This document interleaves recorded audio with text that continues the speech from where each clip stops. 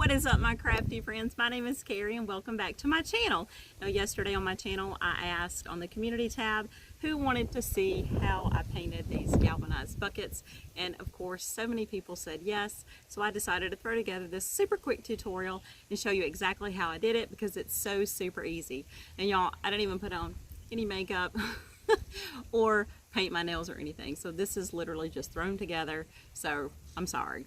Anyway, this is what we're going to start off with. These Dollar Tree plastic bins, you can get them in every color imaginable, and this is what we're going to end up with. This super groovy galvanized look, complete with rust and everything. I just finished painting 20 of these buckets, and I can't wait to show y'all what I'm going to use those for in my craft room. So if you want to see the big reveal, make sure you're subscribed to my channel. That way when I release that video, you are not going to miss out on that. So if you want to find out how to paint these galvanized buckets, keep watching. And if you enjoyed the video, be sure to give it a big thumbs up because that would mean the world to me. So y'all, let's go paint some buckets. Okay, y'all, so let's go ahead and get started. So for the spray paint that I'm starting off with, this actually came from the Dollar General, and I believe this is like maybe $1 or $2 for the whole can. And I've used a lot of different silvers, and for some reason I keep coming back to this one because it dries super fast. And even though it doesn't say specifically that it is made for plastic, it bonds so much better than the ones that I've used before that are specifically made for plastic. And this is just a Miracal metallic spray paint in silver, and it did come from Dollar General. So I just give my bucket, whatever bucket you pick up from the Dollar Tree, and I just give it one coat of spray paint. I did go ahead and paint the insides of my buckets, but I didn't paint the bottoms because those are not going to be seen. Okay, I do apologize in advance for how ratchet my nails look, but y'all, I've been so busy painting, I have not stopped to get them done, but I promise I will have them done very soon. Okay, so the paint that I'm going to be using today is Waverly chalk paint in silver lining and also elephant. And I'm just going to pour a little bit of my paint into my tops here, and I'm going to use one of the Stubby apple barrel little foam paint brushes that I picked up from Walmart. And I really like to use these because of the way that they're shaped, but also because the handle on them is super small and it allows me to twist and turn and really make that pattern that I'm looking for. So I'm just going to take one side of my brush. I'm going to load it up pretty good with each color.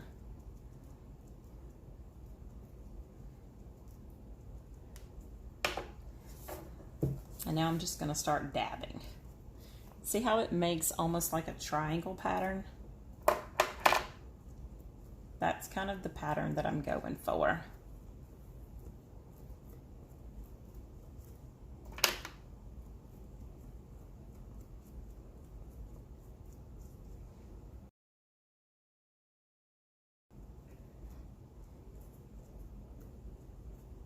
You want to make sure that you do random, but when you first do it, your first coat, don't try to make them overlap. We're going to blend them out as we go, but my first initial coat, I do like to just sort of have them where they're not overlapping too terribly much.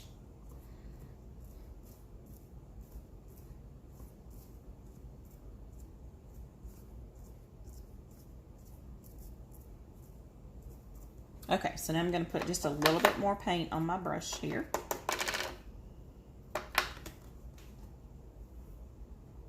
And now this is the fun part. I'm just going to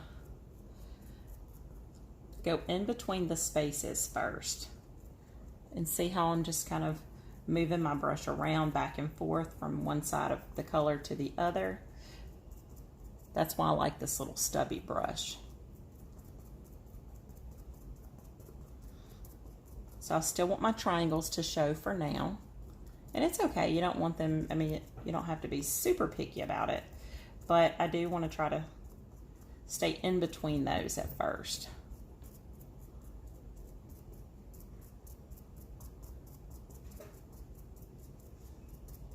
And just use your brush and go back and forth. So after you get a lot of your spaces in between filled in, now we're just going to take the same brush And don't dab too hard in one spot. I like to go all over and just work that in.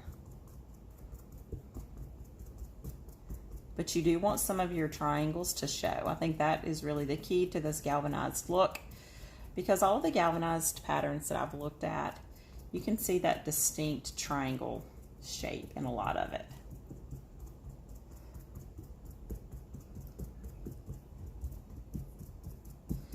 And don't overwork it. I'll be honest, it does go through sort of a weird, funky stage. There's another part that we're gonna do after this is dry. But you kind of want to have your original silver color showing through, and then you still want to see some of the triangles. So just don't overwork your pattern. So now I'm going to continue all the way around on the other 3 sides, but I'm not going to paint the inside because I'm going to have stuff in there and you're not going to even see this. So let's do the other 3 sides and then we'll come back and I'll show you the next step. Okay, so I've got all 4 of my sides painted on my bucket here, and it's completely dry. This one actually dried overnight, and now I'm ready to move on to the next step. Now, it looks okay just like it is, but to me, doing this next step totally just makes everything kind of blend in seamlessly, and it makes it look more realistic. So I'm going to take my silver lining paint, and I'm just going to take a bowl of water. Now this is super thin. We're going to sort of whitewash over this with our silver lining paint. And I guess it's going to be more like a gray wash because we're not using white paint. We're using our silver lining paint. So we'll call this a silver wash. How about that?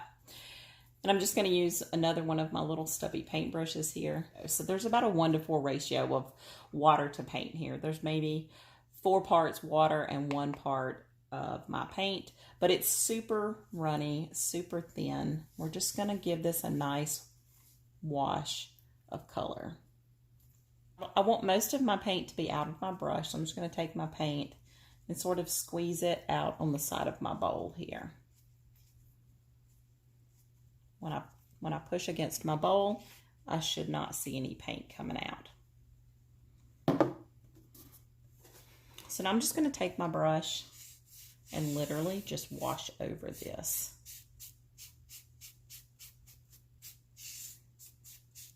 I know it may seem like a silly step, but trust me, it makes a huge difference in the finished product.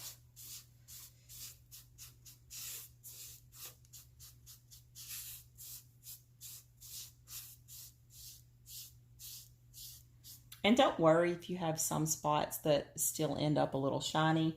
Sometimes for whatever reason, the wash doesn't stick to that, but to me it just adds to the authentic factor, the authentic look of it. So don't worry too much about that. And I did paint my rim of my bucket here, so I do want to be sure to wash over that as well. And this part actually dries pretty quick, so maybe give it about 30 minutes to dry and we can move on to the next step.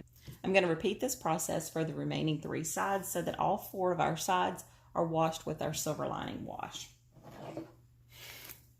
Okay, so our bucket is dry from our silver wash, and you can see the difference is quite remarkable. This is before the wash. This is the difference before the wash and after the wash. And after the wash, it just seems to sort of blend everything together and just make everything come together so much better than it does before the wash. I know it's an extra step, but I think it's totally worth it. Okay, so you can leave your bucket like this if you just want to put a sealer on it. That's totally cool, but I like that rusted look. So to make my rust happen, I'm going to use a couple of CraftMart paints here. This is brown and burgundy. The brown I'm just going to use straight. And I'm not even going to lie, I usually just pour it into the cap because I'm too lazy to wash out a dish. But the burgundy, I'm going to mix a little bit of burgundy and just a little bit of brown together just to give it more of a rusty red color. And this is about a 50-50 mix, half burgundy, half brown. and it just gives us that rusty red.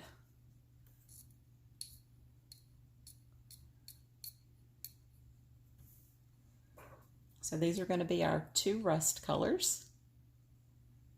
And I'm also going to use some of that elephant to sort of blend these 2 together, because I don't like to just use 2 colors. I think 3 colors looks more pleasing to our eye. So I'm going to start off with my rusty red color. And let's do our handle first. So I'm just going to use a little dabbing motion. And just sort of dab. And without even washing my brush off, I'm going to use some of my brown and do the same thing.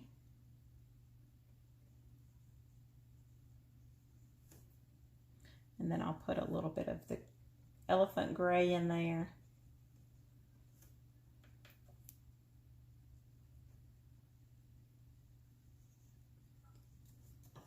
And I'm going to wipe most of my paint off at this point, because now that I've got all of the color on there, I just want to dab and blend these all together. And it's totally up to you how much rust you want on your bucket. But I tend to do less on the sides, because my sides are going to be not actually showing. They're going to be on the insides. But I'll go heavier on the rust up top.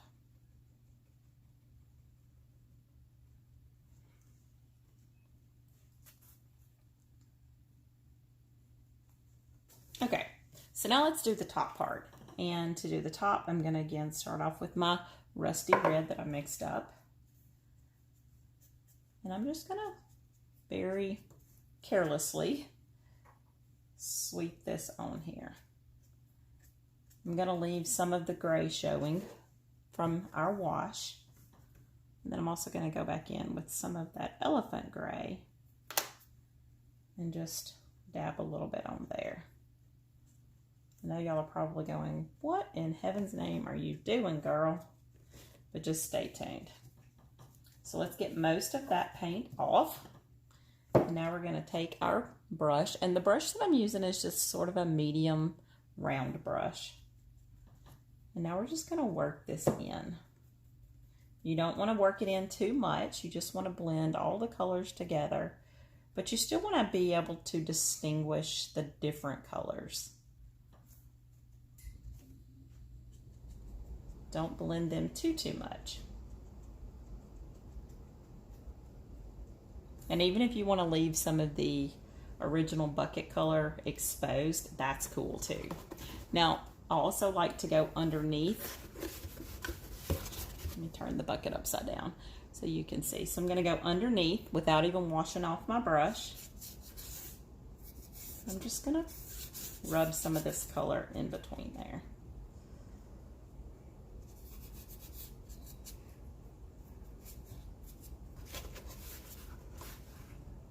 Okay, isn't that neat? So now I want to add a little bit of rust to the bottom. And I'm going to do it the same way. I'll start off with my rusty red. Sometimes I use a sweeping motion and sometimes I use a patting motion. It just depends on what I'm in the mood for. I'll also put a little on my sides here. And if you get too much or you don't like how it is, you can always use your finger to blend it in.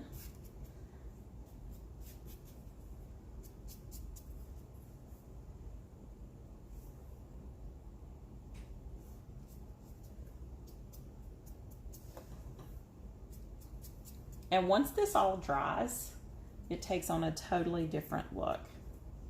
Don't forget to go back in with your gray. Just sort of hit some of those spots too.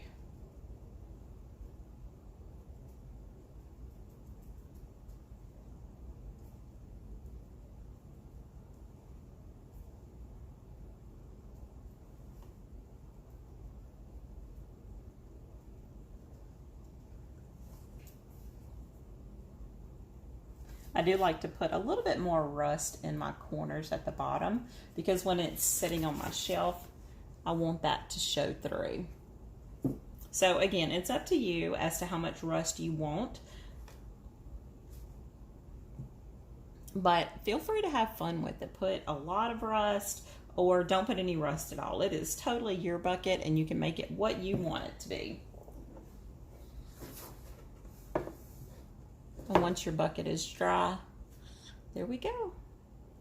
Isn't that cute? But do you see what I'm talking about when I say it dries? It looks different.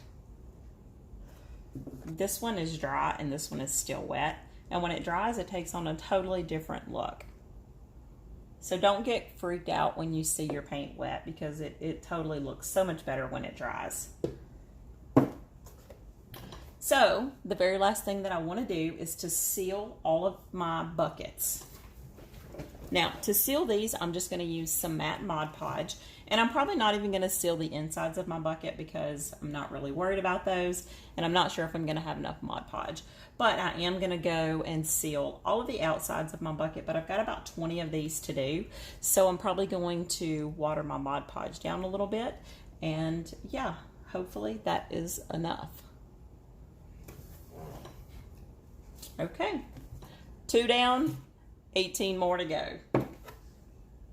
It's a lot of trouble and it's a totally crazy, insane amount of work, but I don't really have anything else to do while I'm in quarantine or while we're in lockdown mode. So this is actually making me finally finish all of those craft projects that I've started.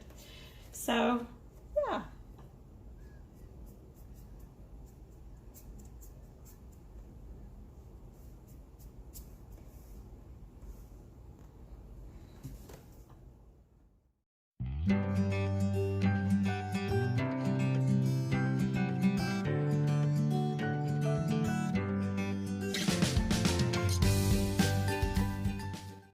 That does it for today's video, y'all. If you enjoyed this video, be sure to give it a big thumbs up because that would mean the world to me. And until next time, happy DIYing, y'all.